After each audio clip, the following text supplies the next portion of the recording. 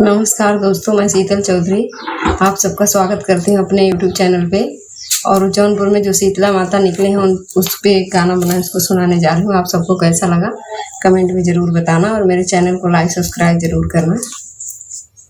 जामनपुर में भाईल रे सखिया अद्भुत चमत्कारिया, वही गणेशपुर गौवा में तो वही गणेशपुर गौवा में शीतला धैली आपन पौआ, वही गणेशपुर गौवा में वही गणेशपुर गौवा में शीतला धैली आपन पौआ, वही गणेशपुर गौवा में वही गणेशपुर गौवा में शर्मा दुआरे रहे नीमिया के पेड़ हो, बहुत पुराना भाई दिन बड़ा ढेर हो। शर्मा दुआरे रहे नीमिया के पेड़ हो, बहुत पुराना भाईल दिन बड़ा ढेर हो। बड़ा भाईल निमिया रे सखिया, बड़ा भाईल निमिया रे सखिया झापस गईले पतिया, वही गणेशपुर गौवा में तो वही शर्मा दुआरिया में शीतला धैली आपन पौआ, वही गणेशपुर गौवा में वही जमनपुर जिलवा में शीतला धैली आपन पौआ, वही गणेशपुर गौवा में वही जमनपुर जिलवा में।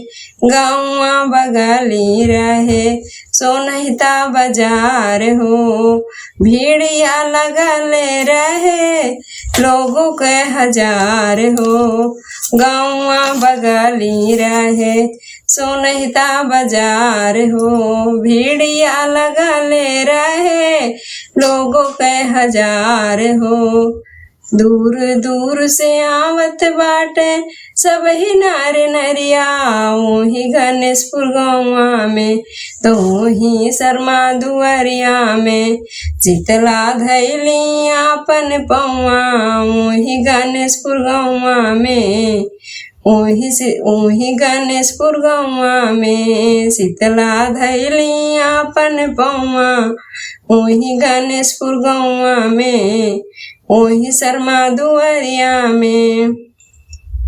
शीतल पे कैली माई बहुत सहाय, शीतल पे भैली माई बहुत सहाय। खुश भैले मनवा जाबे आइले शीतला माई, शीतल पे कैली माई बहुत सहाय। खुश भैल मनवा जाबे आइले शीतला माई। खोल दिहली चैनल रे सखिया, खोल देहली चैनल रे सखिया गावे के भजनिया, वही माई दुआरिया में तो वही माई चरनिया में हमहू लगैली आपन मनवा, वही माई चरनिया में वही शर्मा दुआरिया में शीतला धैली आपन पौआ, वही गणेशपुर गौवा में वही शर्मा दुआरिया में। जामनपुर में भैले रे सखिया अद्भुत चमत्कारिया, वही गणेशपुर गौवा में तो वही शर्मा दुआरिया में शीतला धैली आपन पौआ, वही गणेशपुर गौवा में वही जामनपुर गौवा में।